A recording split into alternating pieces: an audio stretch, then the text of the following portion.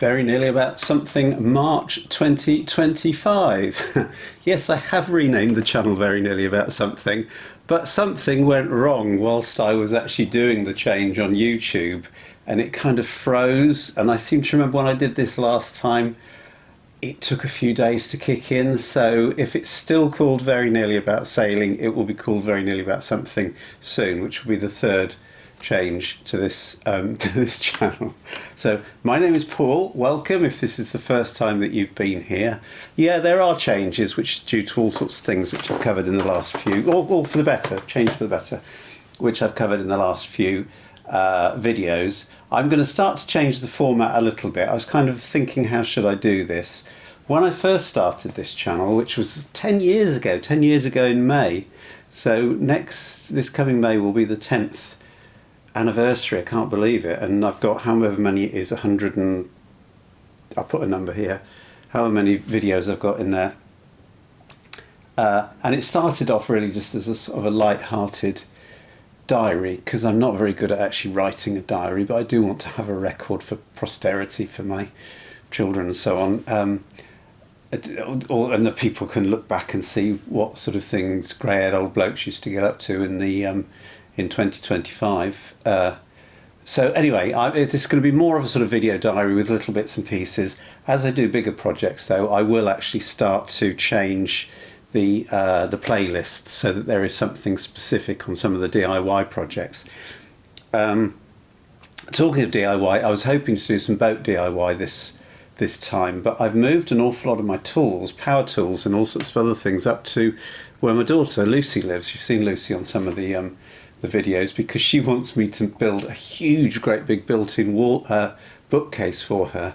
Now, what she doesn't know is that's by far the biggest woodworking project that I will have ever done, and I haven't got a clue how I'm going to do it. So she's probably, if you're watching this, Lucy, sorry, you're probably horrified that I haven't got a clue. But who cares, because it's not in my house. I will cover that video. I'll show you what sort of a mess I make of it. Maybe I'll do one of those reveals where I build it without showing her, then she walks into the room, you know, that like they do on changing rooms, and you see this really sort of disappointed look on her face. She goes, "That's not what I wanted at all." Anyway, what are we going to do in this video? So my name's Paul. As I say, you're welcome aboard. Very nearly about something. First thing we're going to cover is how to make a motorcycle safe helmet really safe by chopping it in half. This is at least 100% safer than it used to be. Why did I do that? I'll show you. So we're going to cover that. Then we're going to cover this piano. Some of the notes work, some of the notes don't. It's 140, 150 years old. I've been doing some stuff to clean the strings, and we'll cover that because it's using the ultrasonic bath, which is quite useful. I use that ultrasonic bath for the carburetor on the motorcycle as well. And then the third thing we're going to do is we're going to actually have a look at, I had this annoying clunk that was happening all the time on the bike, on the Honda 250N Super Dream, CB 250N Super Dream, and I've sorted that out, really great. And also a little bit of talk about the sort of adventures that we're going to have so far. As I say, no boat DIY stuff because a lot of my tools aren't here, but the weather is getting significantly better. There's some very specific projects that I want to do on the boat this year, in preparation for getting it launched next year. I'm not even going to attempt to get it launched this year. There's so many other things that are kind of going on, a lot of which I haven't even bothered to video. I'll give you a quick update at the end of some of those other projects. So here we go. Let's have a look at why I cut this crash helmet in half and why that made it 100% safer.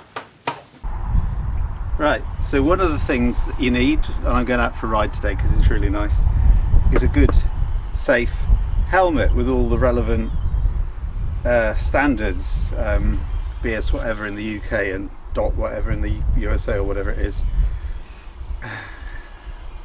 But I bought this and it's not safe, and I was stupid. It popped up on Facebook, and I used to have an open face helmet, and I mistakenly thought it was from a well-known London-based supplier of motorcycle gear. It was just a very similar name. And of course it wasn't based in the UK at all. It got shipped from China, and it's a piece of rubbish. Nothing that this can't solve though.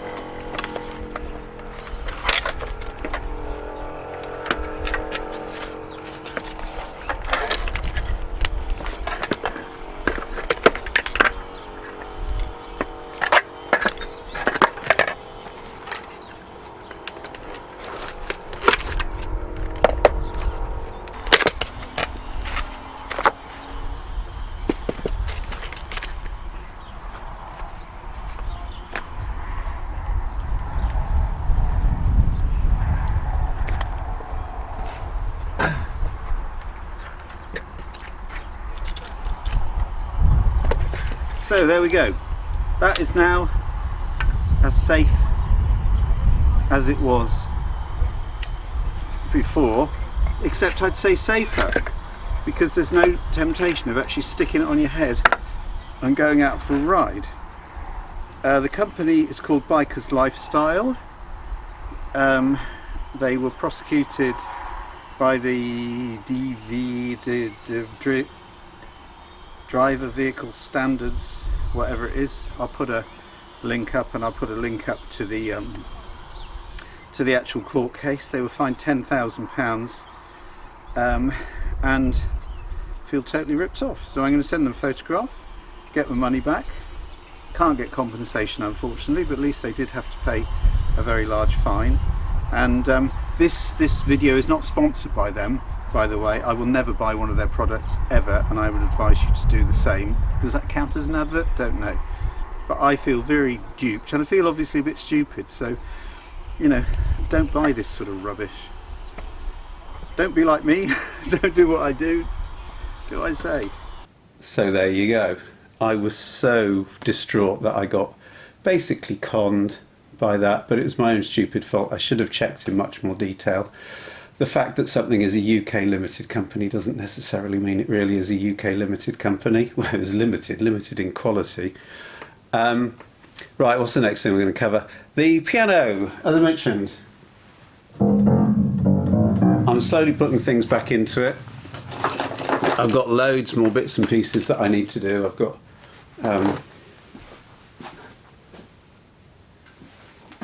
bits in it, hammers, all sorts of things which I need to sort out.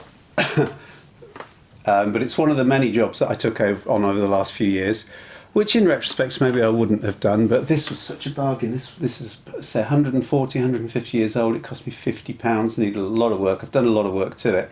There might well be a video at some point. I'll try and squish it down to 20 minutes of all the work. I've reshaped the hammers, I've cleaned everything. I've included some of these bits as we've gone along, but I'm really pleased with this. It's a lovely old piece of antique furniture. So anyway, let's have a look at doing that with the strings.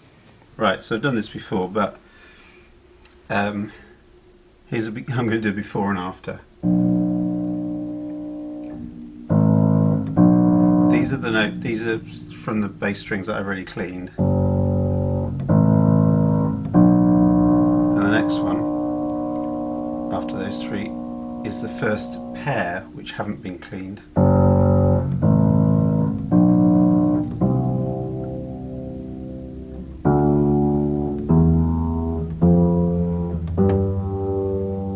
So it's really the difference there. It's a lot duller. Actually, as they go up,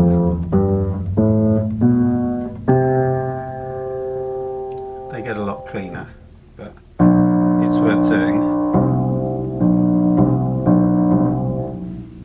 And here's the after. So this was the last of the single strings, and this is the first one of the new ones that I've cleaned, which is first the double strings.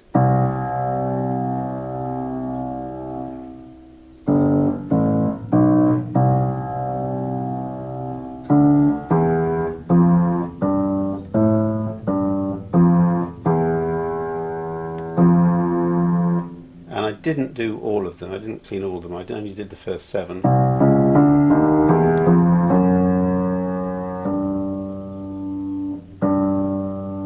Because I think these are quite bright.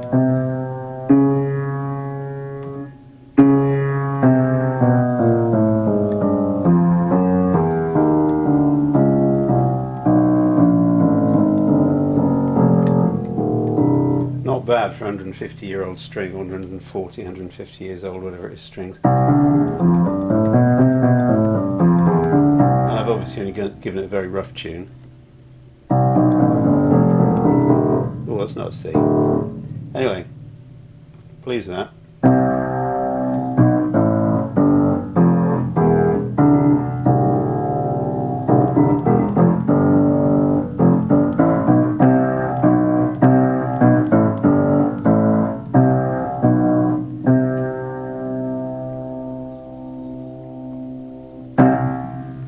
And for those of you who don't know what the inside of a piano looks like, it's got these hammer things which hit the strings. It's got a load of damping assemblies and things so you can repetitively strike the strings. So if I play this note, this is the last of the single strings. So these are single strings, these are doubles, and I cleaned them up to about there. I could do the rest later on. These get slowly thinner and thinner and thinner, and then when you get to this one, so this is single string, double string, and this is what they call trichord, which is 3 strings, all tuned the same.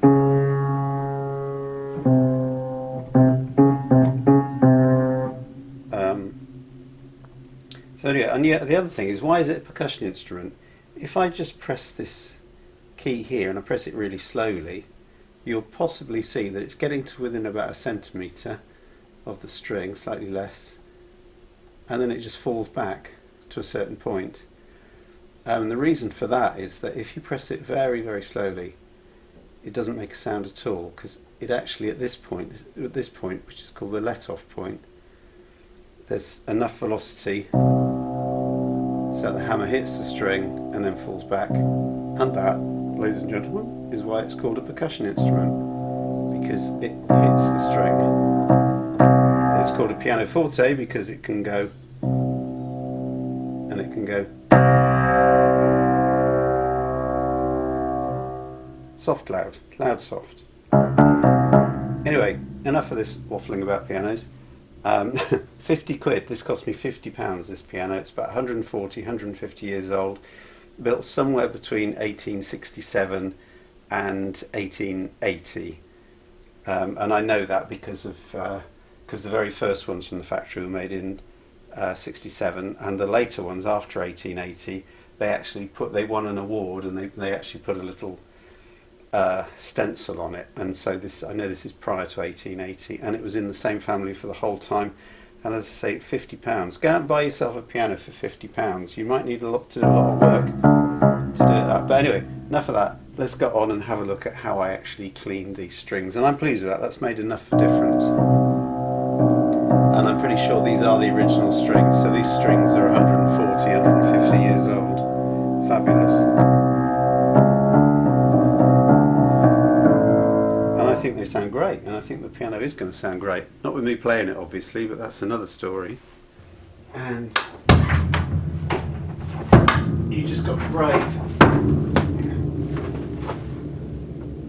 and tip the piano over on its back, holding it with one hand. I've taken some of the innards out, and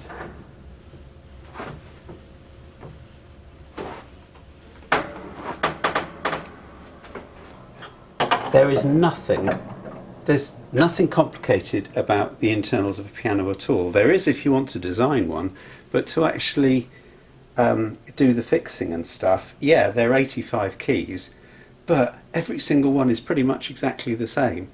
So, sorry, rant over. Let me take the rest of these strings off, and just a point I wanted to make. And tuning your own piano. Yeah, if you want it tuned perfectly, can you imagine sending your guitar or your bass or your double bass away to get tuned? Shouldn't have to do it. Strings in pairs. What I'm doing, I've got some safe gloves obviously I can put on, is I've got this whirly machine that I think I've shown you before for a slightly different thing, and what this allows me to do is to, if I press that, this goes around in circles, which means that you're kind of cleaning in the gaps of the wire. Then when I've done that, rinse it out, and then when I've done that, again 2 at a time, curl them up, put them in the ultrasonic cleaner. I've got it, the temperature set on 70, I think that's probably hot enough. Wouldn't really want to stick your finger in that. And I'll switch it on, but then I'll put the lid on.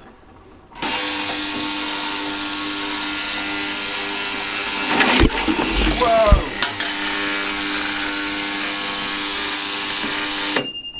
That went wrong really quickly. Right, take 2. I've actually zip tied all this together very, very carefully, so that when I put this on, I'll put it on 30 minutes.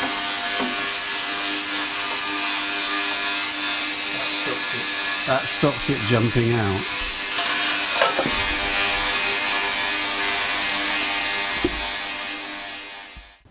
Right, okay, so the last thing I'm going to have a quick look at, and I do apologise that some of this was videoed a few months ago when there was a lot of salt on the road, and before I put the ACF 50 on the bike, and I actually videoed this next bit after I'd come back and the bike was absolutely filthy dirty, so it looks like a complete rust bucket. But basically there was a horrible clunking, metallic clunking that was happening a lot as I was riding along, and I kind of looked at it and then realised it was because it had a 2 into 2 exhaust converted into a 2 into 1.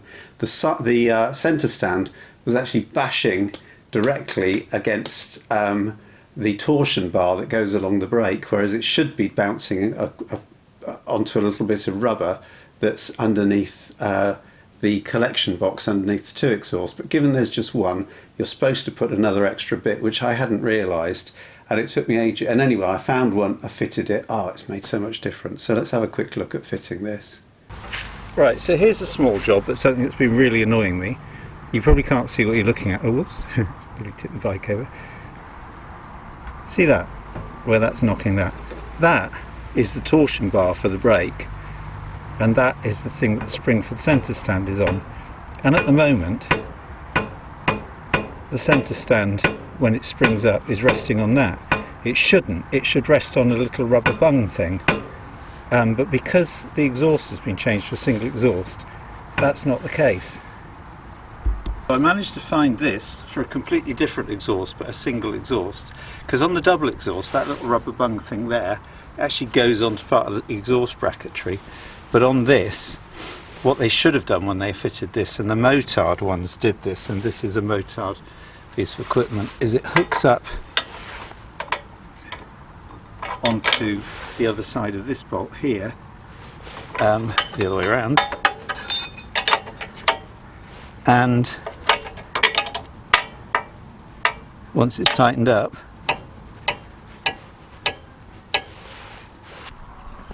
right, so that was an easy fit, and as hopefully you can see, the stand now bounces up against the rubber thing down there. So there we go. That's it for this month. Just a quickie. What about the sort of plans, particularly to do with adventuring and motorcycling? Well, one of the things that I haven't videoed is I've been going out. I needed to test both myself and the bike. Putting the risers on meant I could sit up more straight, and it's taken a lot of strain off my back, and I felt actually, so I went out, I can't remember, for 5 or 6 days in a row doing a 2, 3, 4 hour sort of ride to see if physically I could cope with that, which I did. I'm very happy for that. And I took a few photographs, so I went out to Rye where I was hoping to be able to go right the way along out into the sea, which I did to where the sea is, which I did 30 years ago, but they put a gate there so you can't get out, and I couldn't be bothered to park the bike up and walk down to the end. I wanted to get a nice picture of the bike by the sea at Rye. I went out to, I didn't take photographs very well, I went out to Pluck's Gutter and did a big circle. This was on the way back. And this was the scene of the very first naval battle back in hundreds and hundreds of years ago against the Vikings. That's how long it was. The first successful naval battle, I think, with King Alfred, which was fantastic. I went for a ride somewhere else, and on the way back, trying to avoid motorways, went down a tiny little lane right up into the hillside above Folkestone, and you get a fantastic view of the Eurotunnel, the terminal.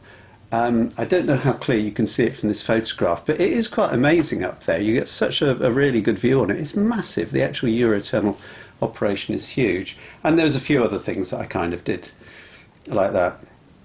Now, I was looking, I spoke last week about possibly getting a brand new Royal Enfield Gorilla, which I do like them. But the type of travel that I want to do, it's more like, well, I used to have one of these, which is a Yamaha DT400 MX, and I used to take it up on the Ridgeway, this is a photograph of Ridgeway. You can just see a tiny little bike going along there. I like that sort of, it's off-road, but it's not sort of heavily technical off-road. And there are some trails in Europe, one in Montenegro. These are TT, the Trans-European Trail. One in Croatia, I think it is. I'll put a different word underneath it if it's somewhere else. And loads in Spain. So I really need a bike that's capable of doing that sort of thing. The Honda's not going to do it. The Honda could do the NC 500 in Scotland. But I'm kind of thinking of what type of bike. Ideally, I want a kind of a modern version of the DT400 MX. That was two-stroke. That was a bit revvy. That wasn't very torquey. Wasn't very powerful, but it didn't really matter. So something like that is what I'm looking at, and there's a few on the shortlist at the moment. So I'll give you an update about that at some point. And I've also been sorting out how the navigation works, how I can get my Garmin to not go into this death spiral of thinking it's logging onto something and the map's all closing off. I think I've solved a lot of that. And I'll do something specifically on navigation at some point in the future. And I've got a very old Garmin device. I'm not going to upgrade to a new one until I'm convinced that Garmin is the way to go for me. Anyway, that's it for this month. Lots of bits and pieces. What's going to happen next month?